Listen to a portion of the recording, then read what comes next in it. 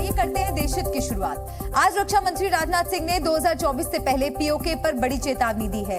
Line of control से सिर्फ 9 kilometre दूर खड़े होकर डिफेंस मिनिस्टर ने कहा कि भारतीय सेना किसी भी वक्त एलओसी को पार कर सकती है।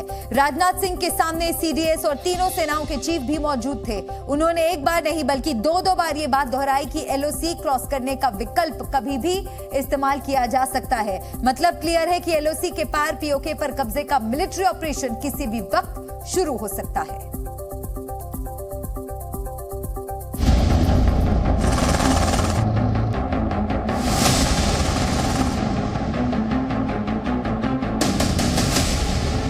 उस समय अगर हमने एलओसी पार नहीं किया तो इसका मतलब यह नहीं था कि हम एलओसी नहीं पार कर सकते थे। इस्लामाबाद में डर, हम एलओसी पार कर सकते हैं और जरूरत पड़ी तो भविष्य में एलओसी हम पार करेंगे।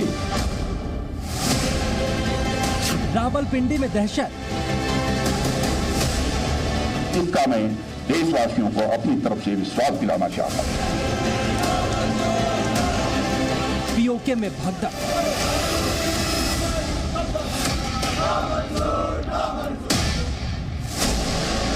पीओके के लिए भारतीय सेना किसी भी वक्त एलओसी पार कर सकती है। लाइन ऑफ कंट्रोल से राजनाथ सिंह का ये ऐलान सुनकर पाकिस्तान में खलबली मचनी तय है। 26 जुलाई 1999 को युद्ध जीतने के बाद भी हमारी सेनाओं ने अगर एलओसी पार नहीं किया तो वह इसलिए कि हम शांति प्रिय हैं। भारतीय मूल्यों के प्रति हमारा पूरा विश्वास है और अंतर्राष्ट्रीय कानूनों के प्रति हमारी प्रतिबद्धता है। उस समय अगर हमने एलओसी पार नहीं किया तो इसका मतलब यह नहीं था कि हम एलओसी नहीं पार कर सकते थे। हम एलओसी पार कर सकते थे और हम एलओसी पार कर सकते हैं और जरूरत पड़ी तो भविष्य में एलओसी हम पार करेंगे। और इसे फिर से दोहराना चाहूंगा कि हम एलओसी पार कर सकते थे, हम एलओसी पार कर सकते हैं यदि हमें छेड़ा गया और जरूरत पड़ी तो भविष्य में हम एलओसी पार करेंगे। इसका मैं देशवासियों को अपनी तरफ से विश्वास दिलाना चाहता हूं।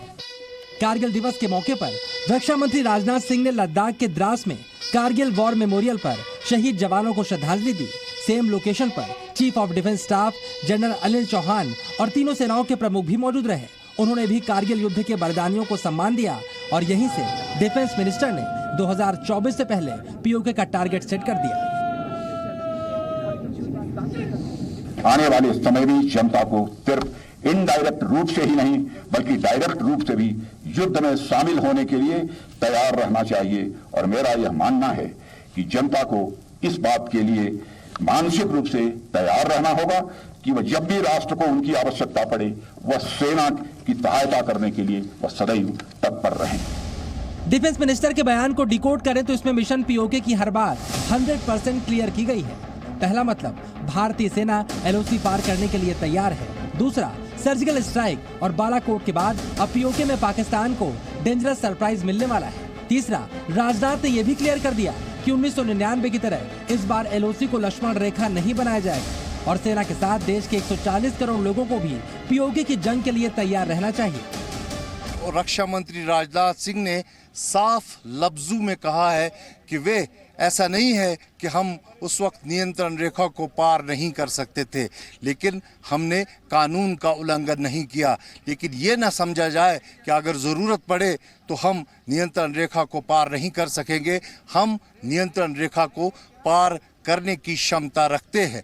उन्होंने न सिर्फ ये पड़ोसी मुल्क को ये संदेश दिया है बल्कि सभी उन मुल्कों को यहाँ से ये संदेश दिया है कि अगर भारत की अखंडता के साथ छेड़ा जाएगा तो वे नियंत्रण रेखा पार करने की क्षमता रखते हैं। राजनाथ सिंह के सामने सेना के 4 टॉप जनरल मौजूद थे। कारगिल युद्ध स्मारक से पाकिस्तानी कब्जे वाले कश्मीर की दूरी सिर्फ 9 किलोमीटर है। यहाँ पर पीओके का जिक्र करके इस्लामाबाद को बड़ी चेतावनी दी गई है। मैं देश की जनता से यह कहना चाहता हूं कि जिस प्रकार से हर सैनिक भारतीय है उसी प्रकार से हर एक भारतीय को ही एक सैनिक की भूमिका निभाने के लिए हमेशा उसे तैयार रहना चाहिए। 2024 से पहले पीओके में पाकिस्तान के अवैध कब्जे का गेम ओवर हो सकता है। उससे पहले ही पीओके से आए कश्मीरियों के लिए जम्मू कश्मीर विधानसभा में सीट पक्की होने जा रही है। मोदी सरकार एक नए प्रस्ताव के तहत जम्मू कश्मीर पुनर्गठन अधिनियम 2019 में संशोधन करने जा रही है। इसके तहत जम्मू कश्मीर असेंबली में सीटें रिजर्व करने का प्रस्ताव है। इसमें कश्मीरी प्रवासियों के लिए 2 सीटें और पीओके यानी पाकिस्तान के कब्जे वाले कश्मीर के विस्थापितों के लिए 1 सीट रिजर्व होगी। असेंबली में इन सदस्यों को राज्य के उपराज्यपाल नामित करेंगे। पॉलिटिकल और मिलिट्री के फैसलों पर पीओके भी राजी है। सीमा पार भारतीय सेना एक्शन लेने को तैयार है और इस पर पीओके से लगातार रिएक्शन भी आ रहा है। पीओके के कश्मीरी भी राजनाथ सिंह की बातों का समर्थन कर रहे हैं। एक बात तय है, आज नहीं तो कल पीओके में तिरंगा जरूर लहराएगा। भारतीय सेना धीरे धीरे अपना टारगेट अचीव कर रही है। पहले कश्मीर से आतंकवाद का सफाया शुरू हुआ और अब पीओके से पाकिस्तानी सेना का सफाया करने की तैयारी है। द्रास के कारगिल युद्ध स्मारक से खालिद हुसैन के साथ ब्यूरो रिपोर्ट, जीबीसी।